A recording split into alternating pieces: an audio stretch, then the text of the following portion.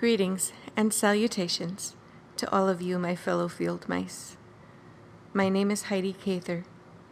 I am mom to 10 children here on earth and 4 in heaven, and Oma to 7 beautiful grandchildren so far. I live in the gentle farmlands of central Wisconsin. I'm here to share with you a bit of my story. And as it turned out, my lovely Australian sister, Jessamine Raminga, chose to come alongside me and share some of her words to help finish out the story and fill in some gaps. This is a presentation that may seem to hold a lot of darkness, but it is also a story of shining beauty and hope found in Christ along the way. Jessamine and I both pray that it will bring healing and hope to all who walk a dark path. It was a dark and stormy night. Sleet and ice lashed against the windows behind my bed. I couldn't sleep. My mind was churning. My husband was staying in a hotel overnight for work, and the children, 8 of them, stair-stepped from age 16 down to 2, were asleep in their beds, so I was alone. Just me and my thoughts, my prayers. Just me and God. I laid my hands on my child's swollen belly, prodded the babe within, and begged God to make the baby move again. Was that a little kick? Maybe? No. Probably nothing. Still nothing. My 2-year-old woke and I rocked her back to sleep, and God rocked me back to a place of open hands, a place of acceptance of His will, whatever it might be, a place of quiet. And He reminded me of a song He'd given me a few weeks before. I'd thought the song was about things like dryers and ovens and well pumps breaking down, about the regular overwhelmingness of life, about learning to trust and see my life through His eyes, looking past the storm to see the beauty that He was creating through that storm. Little did I know the depth of those truths. Now, as I listened to the sleet against my window and felt the turmoil in my mind, God brought the words back to my heart.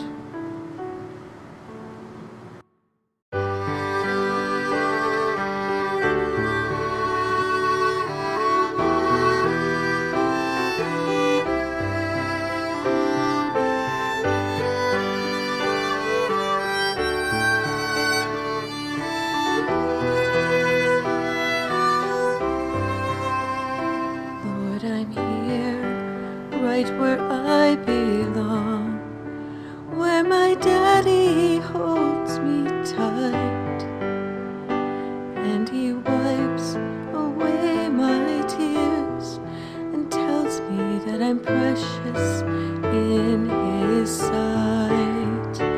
Let the storm rage all around, here in your arms I'm safe and sound. And when your lightning splits the night, fear turns to wonder and delight. When I trust, when I praise, when I choose to see my life through God's eyes.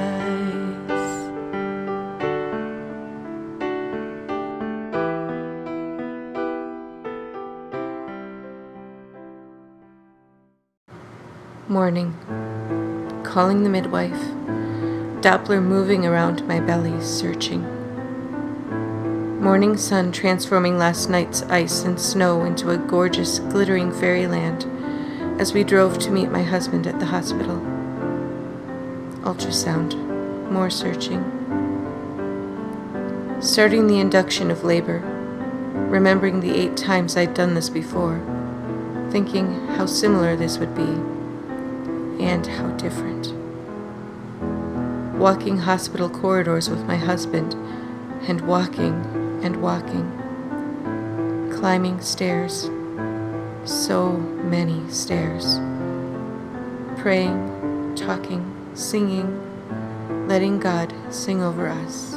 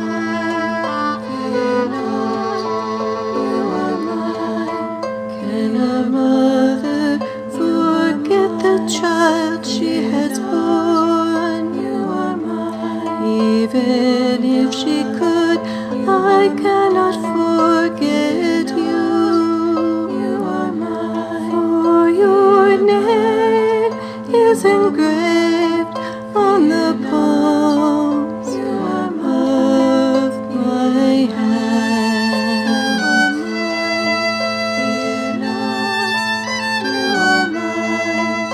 Fear not, you are mine. Fear not, you are mine, you are mine.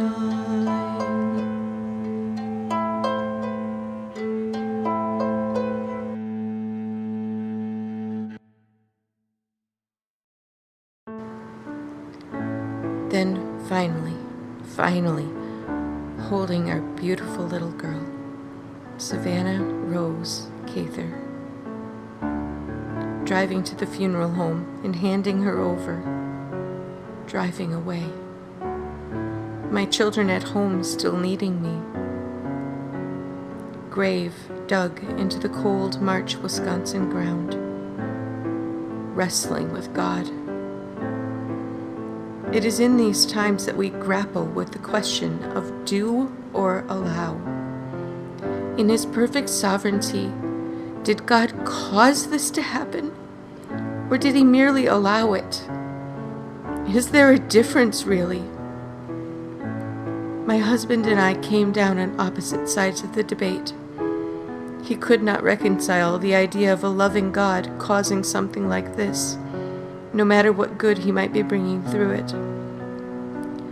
I read the story of Job and the story of Joseph, and saw a God who wasn't surprised by their situations, or mine. Nor was He scrambling to pick up the pieces and find a way to make good come out of them.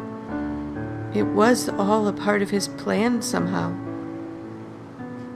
During our home church service, just a few days after losing Savannah, my brother-in-law mentioned that his favorite psalm was Psalm 42. He read it aloud to us.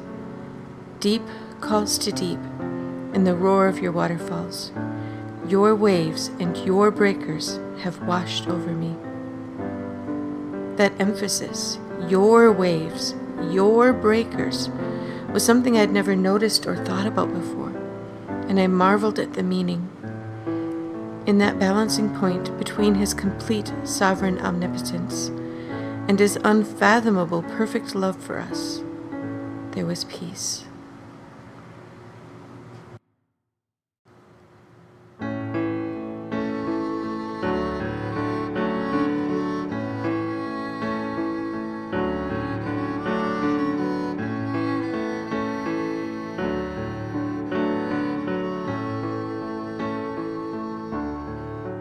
I can't breathe, drowning in guilt and in shame, and the darkness calls out my name, seducing me, almost convincing me that surrender would be easy.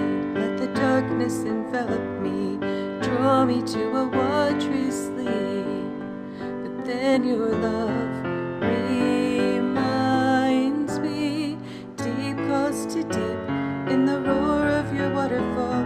It's your waves and your breakers that have washed over me. So when the depths of your love meet the depths of my suffering, why should my soul be cast down within me? You hold fast, you won't let me give into the dark, and you won't let go of my heart, surrounding me, always forgiving me. Though it hurts when you peel from me another layer of unbelief, the shining gold is underneath. Lord, your love transforms me. Deep calls to deep in the roar of your waterfall. It's your waves and your breakers that have washed over me. So when the depths of your love meet the depths of my suffering, why should my soul be cast down within me? When I can't walk on the water, help me cling to what is true. That you love me more than I can fathom, and the wind and waves answer to you. Every ripple is part of your plan for me. You're my God and you're my Lord. So in the gale, help me remember that you are the lifeboat and you are the storm. Deep calls to deep in the roar of your waterfall. It's your waves and your breakers that have washed over me. So when the depths of your love meet the depths of my suffering, why should my soul be cast down within me? Trust in the Lord, oh my soul within me.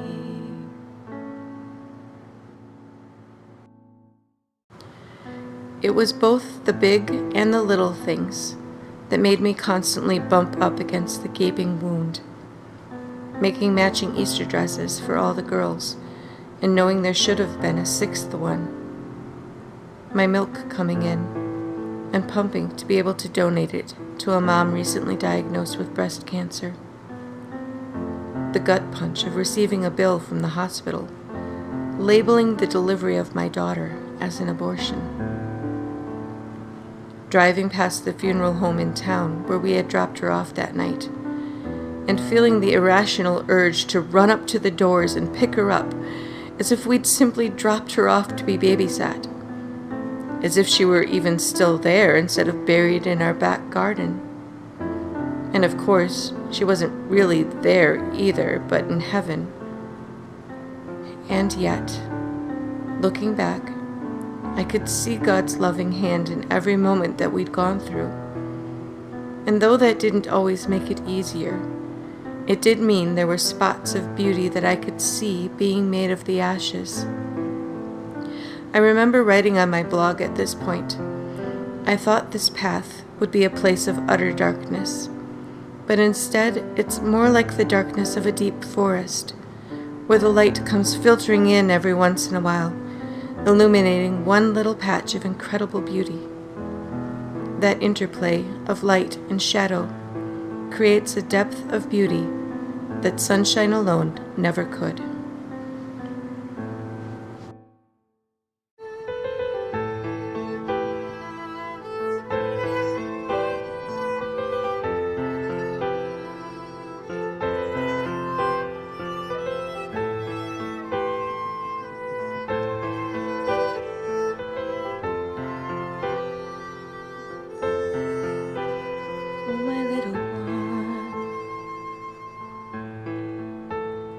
So frightened and confused,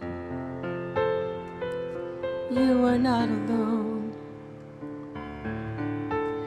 God still stands with you unmoved. Precious child, don't be afraid of shadows. Trust the one who holds your hand and leads you through the dark.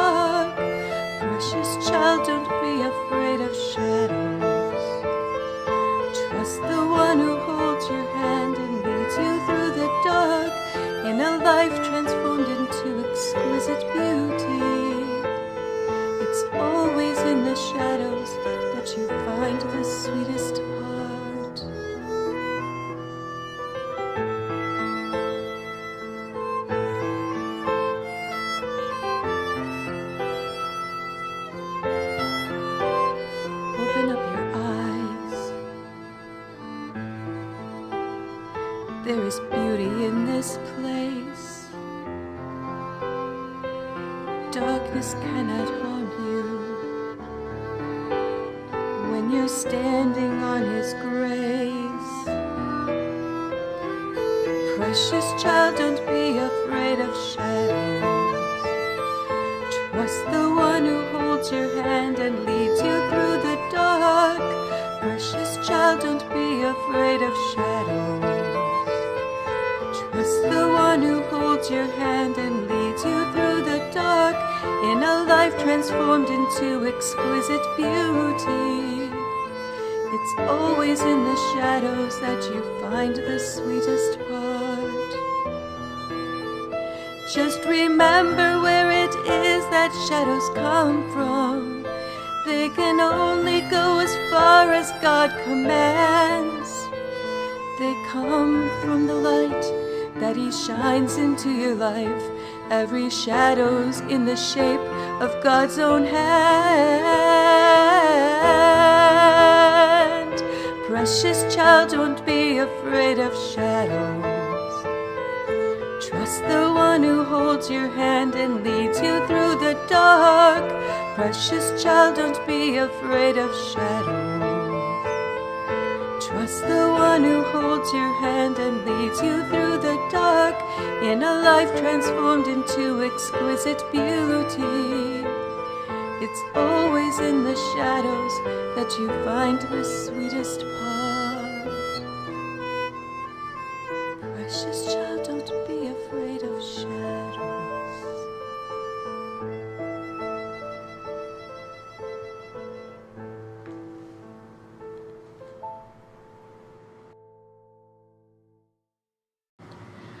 I brushed away my tears and stuffed them inside again as best I could. I tried to move through life on autopilot. My husband had expressed concern about me grieving too much in front of the children, potentially giving them the idea that I cared about Savannah more than I cared about them. So whenever there were errands to be run, I'd leave our 16 and 14-year-old sons in charge of their siblings and drive by myself. There in the minivan, all alone, I could let the tears fall. I screamed and cried and prayed and wrestled with God. God, this hurts. God, I can't do this. God, fix this somehow. Jesus, come back and take us all to heaven right now. Lord, heal our family. God, where are you in all of this? That was the only question He would answer. Or rather, His answer to every question and cry was, I am here. I am here. I am here. And day after day, God held me while I cried, and then brought me back to the place of surrendered knowing. Because even when I didn't feel it, and I often did not, I knew God loved me. I knew He was in control. I knew He was doing something good. And sometimes I realized that just knowing had to be enough. God was with me, leading me through the desert places.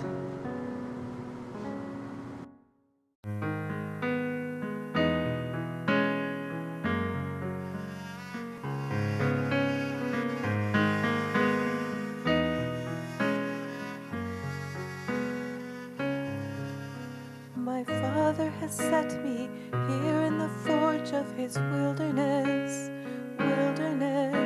and under His transforming hammer and fire I will submit, oh my soul, my soul.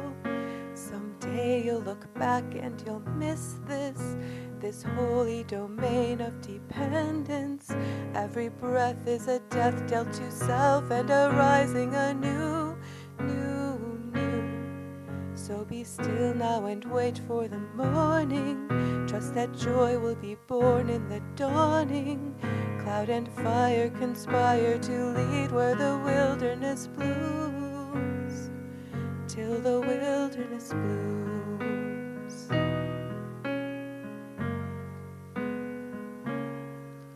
My Jesus has met me here in the dryness and weariness, caused me to hunger and fed me with manna and miracles, miracles. Oh, my soul, sing my soul, my soul.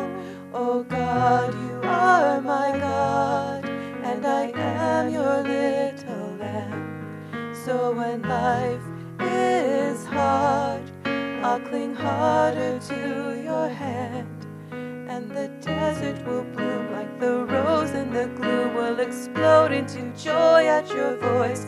Oh, my soul, rejoice, rejoice, till the wilderness blooms, till the wilderness blooms, till the wilderness blooms, blooms, till the wilderness blooms, wilderness blooms. God's Spirit has helped me here in the quiet, all stripped away, stripped away. I'll come forth as gold when I hear his voice calling me from this grave, from this grave. Oh, my soul, my soul, oh, my soul, my soul. Someday you'll look back and you'll miss this holy domain of dependence. Every breath is a death dealt to self and a rising anew, new, new. So be still now and wait for the morning. Trust that joy will be born in the dawning. Cloud and fire conspire to lead where the wilderness blooms, till the wilderness blooms, till the wilderness, till the wilderness blooms, wilderness blooms, blooms, blooms, till the wilderness, till the wilderness blooms, blooms.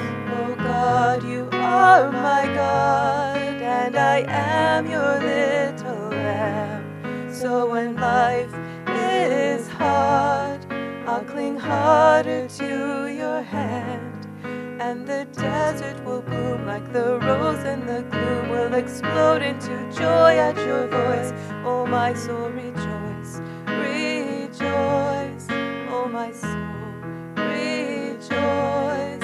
Oh, my soul, rejoice, till the wilderness blooms, till the wilderness, till the wilderness blooms, wilderness blooms, till the wilderness blooms.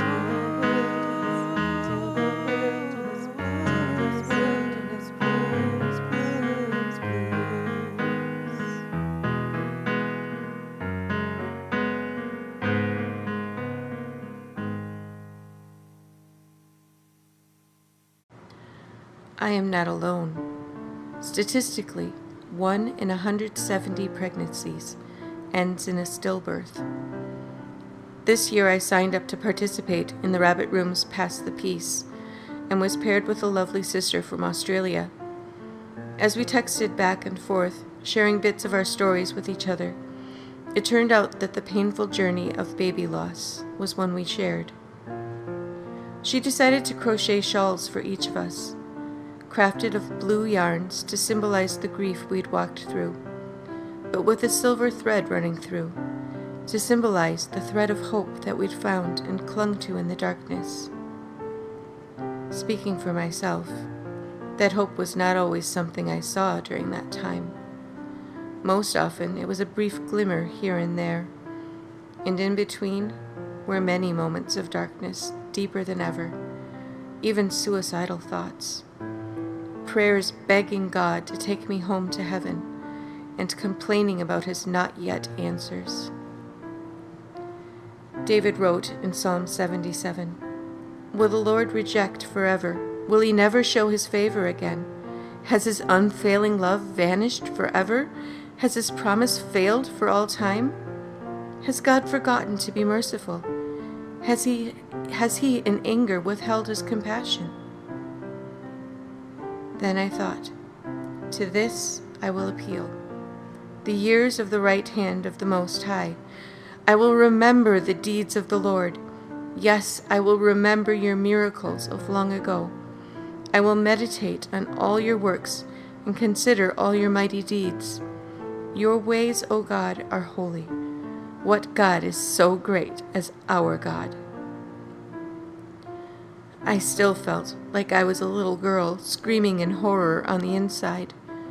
But like David, choosing to remember the goodness of God that I'd experienced in the past reminded me that He could be trusted to be faithful even now.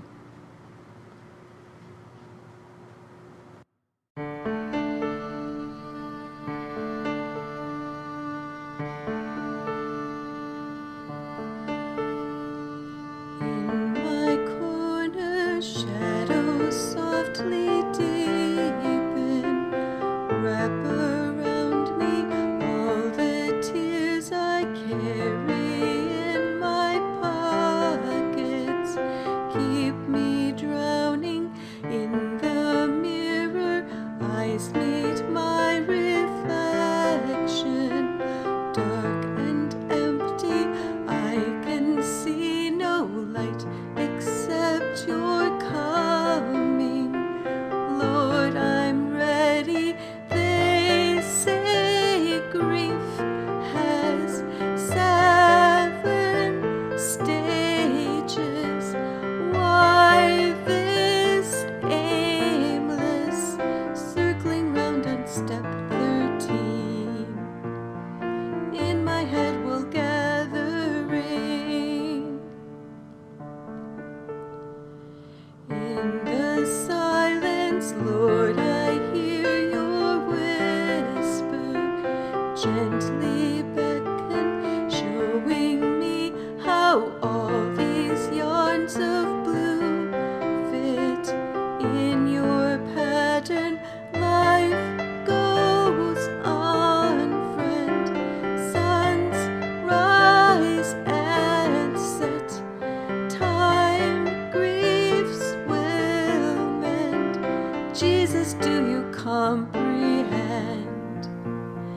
Memories still steal my breath, yet I will remember you, Lord, and cling to this bright thread of hope. Sovereign strength my story has knit, while infinite love won't let go.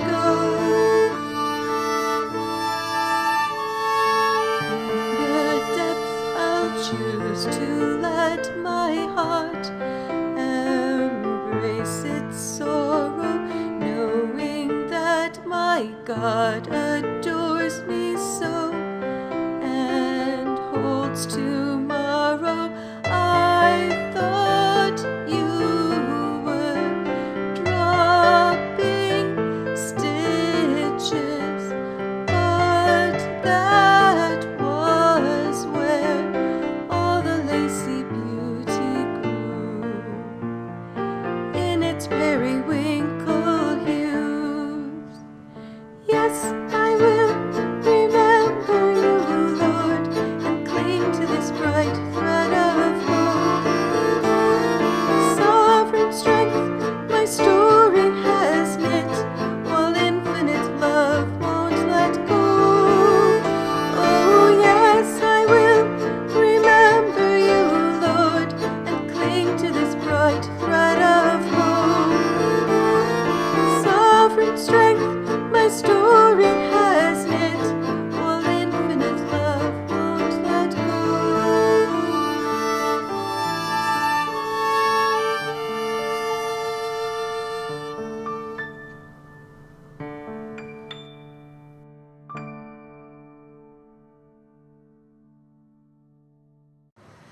It is truly incredible how God uses His people in more ways and bigger ways than we can ever imagine. When I first found Hutchmoot, and then the Rabbit Room, and then Fieldmoot, I was walking darker places than I had ever known. I had stumbled into a community at a time when I had none, when I felt so terribly alone. In that filthy darkness, the single tenuous thread of Andrew Peterson's music whispered the first breath of hope. As I travelled the wailing, winding route of lament, it felt like the cleaning of a wound, the pulling of a tooth, for my good. But God, why the pain? Like Eustace in The Dawn Treader, I learned the truths with Andrew that God's work cuts deep. O God, I am furrowed like the field, torn open like the dirt. I know that to be healed, I must be broken first. I am aching for the yield that you will harvest from this hurt. Abide in me. Let these branches bear you fruit. Abide in me, Lord, as I abide in you. He could never have known when writing those words how God would use his own furrowing, his thin places, to meet me in mine. Isn't that just the pattern that Christ sets for us? The suffering servant, that by his wounds we are healed. I found it remarkable that the exact same verse that met Heidi in her suffering was also precious to me in mine. Like the psalmist, I too felt overwhelmed, swamped by the might and power of God. Deep calls to deep in the roar of your waterfalls. All your waves and breakers have swept over me. I felt with Job that all was well with me, but he shattered me. He seized me by the neck and crushed me. It took a long time and many tears and much wandering in the dark before I realized that I was not alone, that even here at the bottom of the filthy pit was a love that would not let me go. Like Shasta on the lonely path to Narnia, a large presence walked beside me and breathed on me with hope. I was not alone. I had never been alone. I would never be alone. He would never leave me or forsake me. Paul was right when he wrote, "For I am convinced that neither death nor life, neither angels nor demons, neither the present nor the future, nor any powers, neither height nor depth nor anything else in all creation will be able to separate us from the love of Christ that is in Christ Jesus our Lord."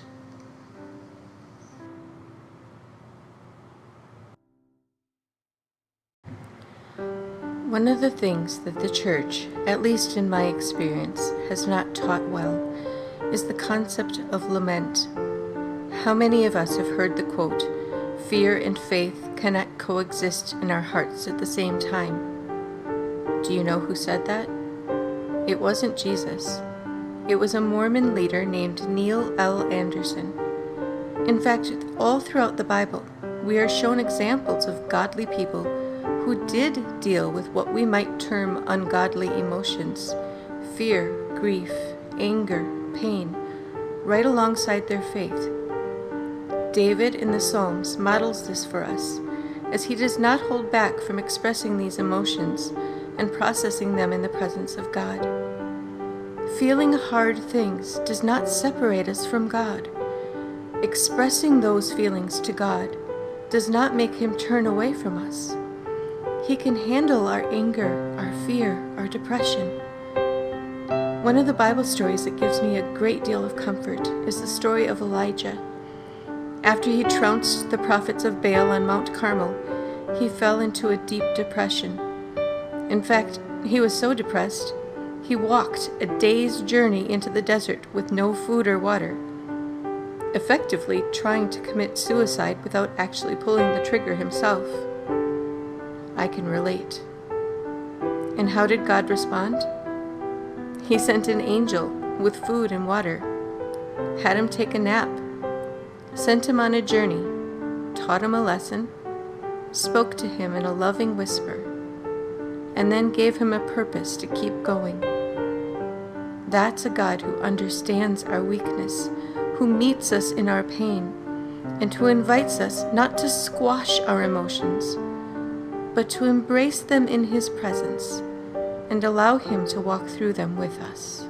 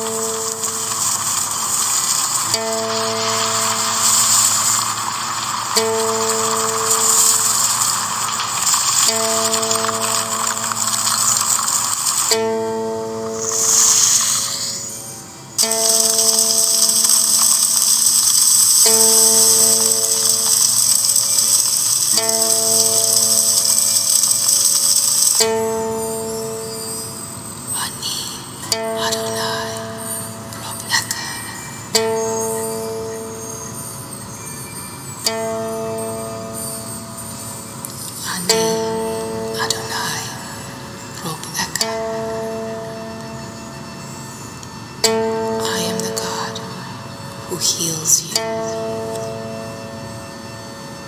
I am the God who loves you. You are not alone.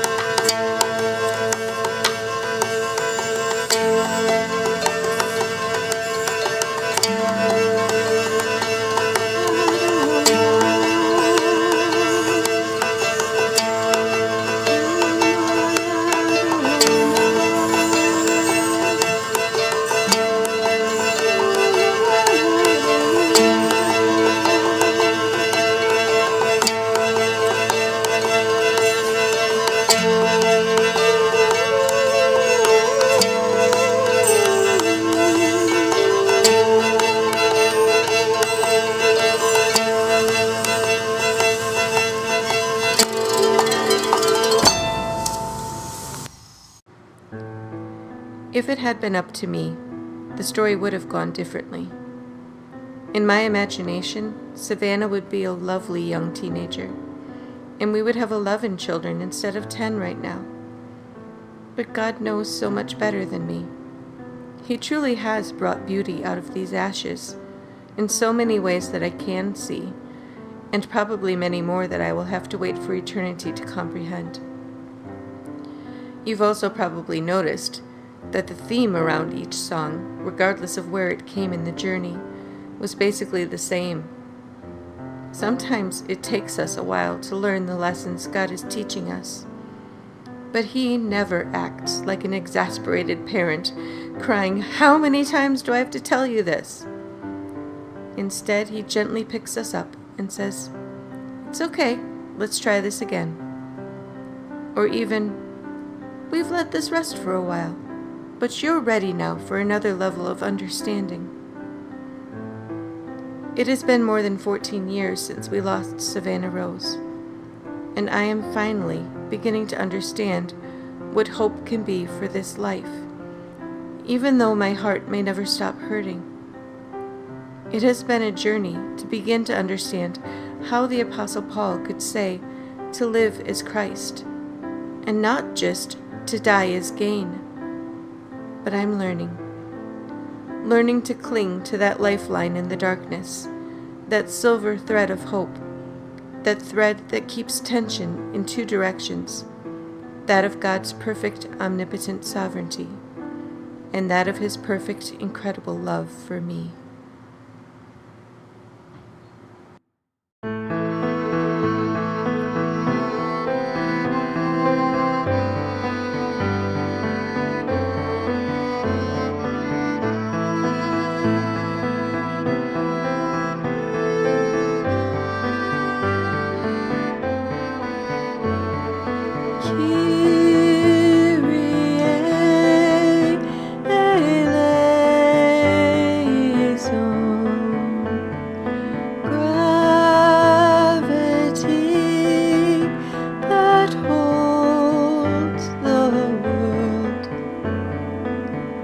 Lifeline in the darkness, though the night is starless, I'll hold on regardless to your faithful promise.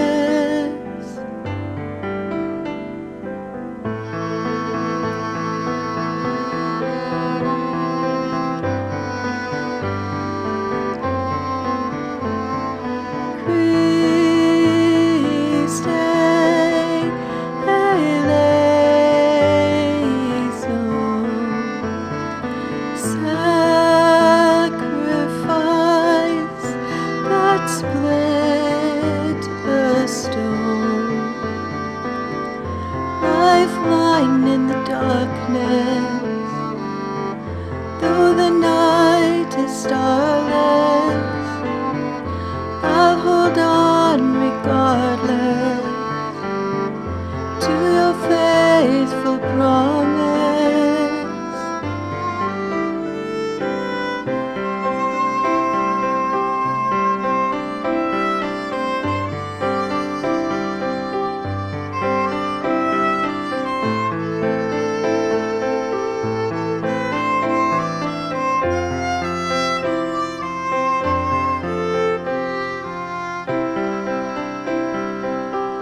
My hiding place, my shield and strength, my stronghold, my Redeemer, Lord. You give strength to the weak, light the path for my feet. Hear my cry, Kyrie eleison.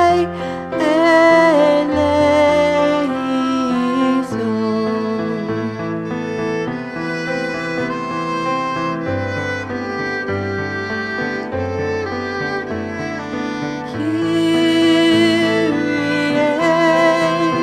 eleison.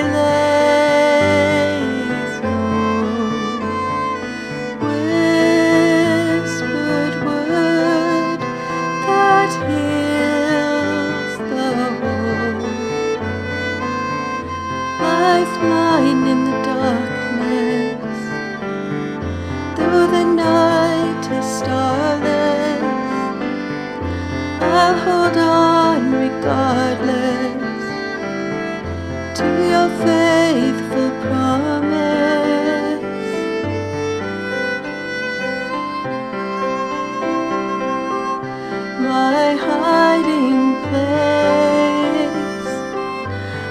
my shield and strength, my stronghold, my Redeemer, Lord. You give strength to the weak, light the path for my feet. Hear my cry, Kyrie eleison.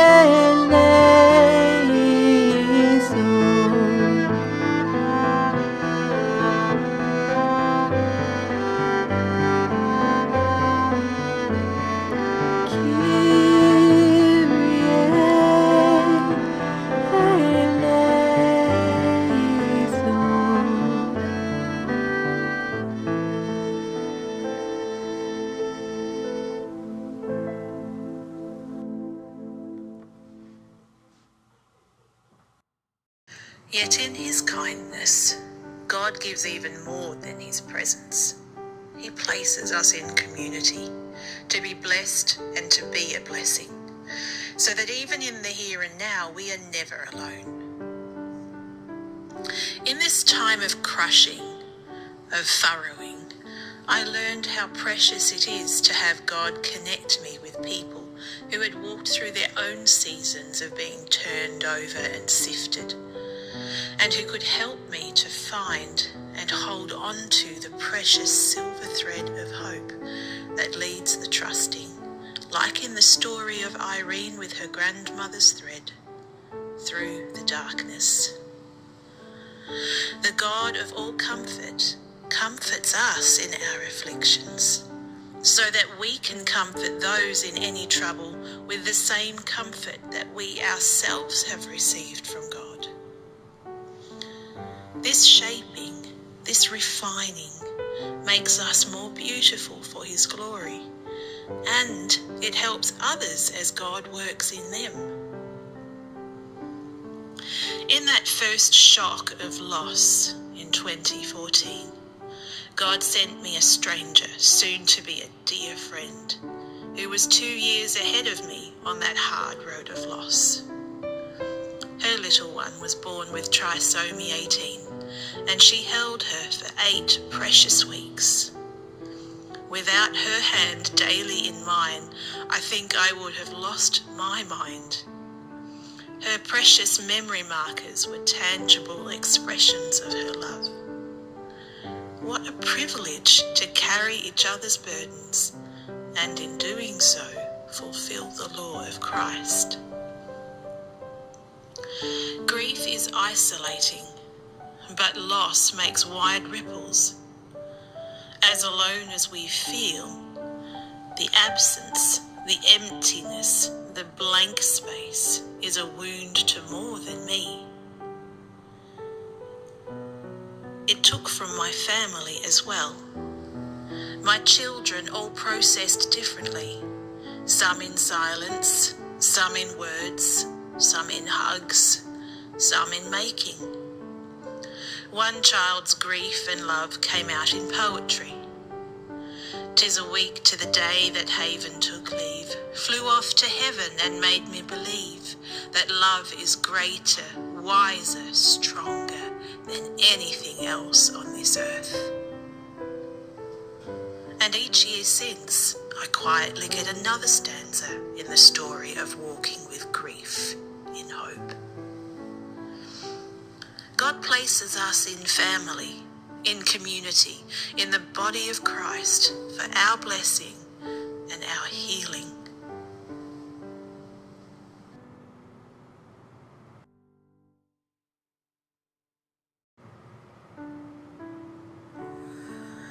Walking this creative process with my sister in Christ, through these shades of blue, has brought a healing I did not expect. Somehow, expressing grief through art, especially collaborative, shared art, sheds new light, more light, light that catches that thin, elusive thread of hope and makes it shine. It is that hope that says our children are not lost to us. It is that hope that says we will see them again. It is that hope that holds us steady through every other grief and loss and trauma and wrong done to us. It is this hope that can say that in spite of everything, I know that my Redeemer lives, and that in the end he will stand upon the earth. And after my skin has been destroyed, yet in my flesh I will see God. I myself will see him with my own eyes, I and not another. How my heart yearns within me. And what is this hope? It is being sure and certain of what we do not see, that Christ has died, Christ has risen, Christ will come again. And when he comes again, wrong shall be made right, death will be dead, and that God himself will be with us and be our God. He will wipe every tear from our eyes. There will be no more death, or mourning, or crying, or pain, for the old order of things will pass away. The one who is seated on the throne, the King of all kings, it says, "Behold, I am making all things new." Write this down, for these words are trustworthy and true.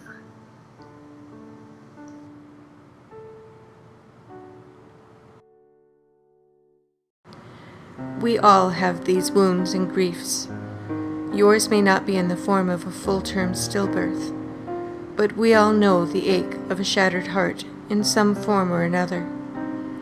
It is in those wounds that we are able to hold space for the wounds of others. It is in those wounds that God meets us more profoundly than we'd ever thought possible, and God meets others through us. The Celtic tradition speaks of thin places, places where heaven touches earth and God comes near. In our trials and griefs, as our souls are rubbed bare, we ourselves become a thin place, a beautiful thin place, where God shines through.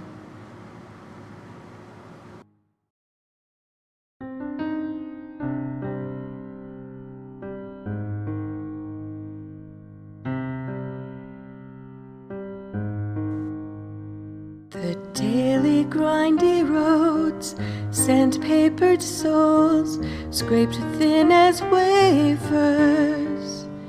Beneath earth's crushing weight, fatigue deflates our hope of vapor. Yet in these depths we meet the depth of God, the tears of Christ, a rain that soaks, renews, and yielding to his sanctifying flames, reveals in us a bright and deeper truth. It's in the thin places that God comes near. Heaven stoops to kiss earth's wounds, and gold appears in the thin places.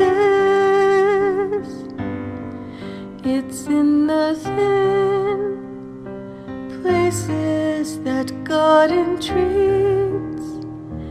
Doubts caress to probe Christ's wounds, and gold flows deep in the thin places. In the thin places.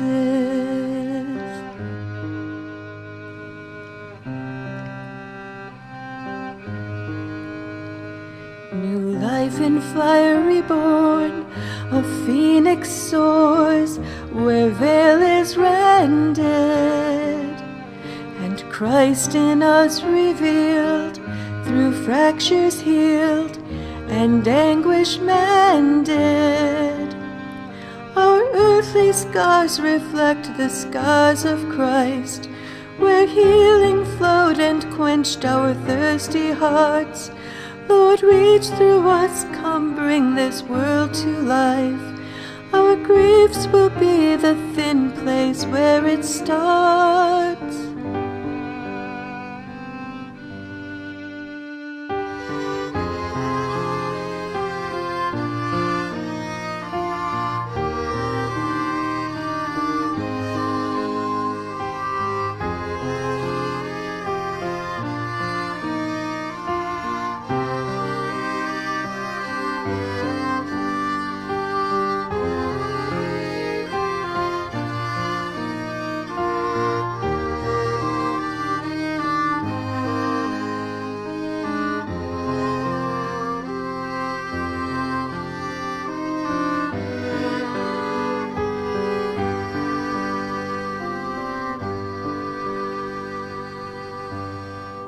It's in the thin places that God comes near. Heaven stoops to kiss earth's wounds, and gold appears in the thin places. It's in the thin places that God entreats. Doubts caress to probe Christ's wounds, and gold flows deep in the thin places, in the thin places.